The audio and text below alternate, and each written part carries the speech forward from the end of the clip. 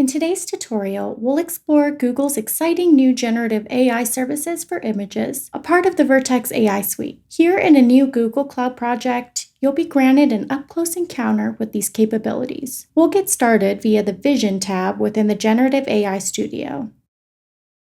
Looking around, we have a few options to experiment with. Bear in mind, though, several features, such as generating and editing images, have controlled access. Let's kickstart our exploration with capabilities that everyone has access to, like generating captions. On uploading an image and enlarging the caption generator, you'll witness a prompt response outlining the image contents. We can use the same image to test out the visual Q&A.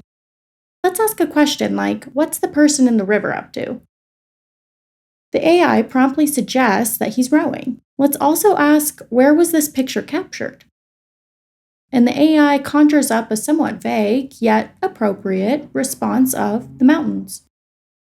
The prompt guide will lead you to Google Cloud documentation for service best practices. Also, note that the captioning and Q&A capabilities are available via API calls, so you can integrate these into custom pipelines, applications, and analytics systems.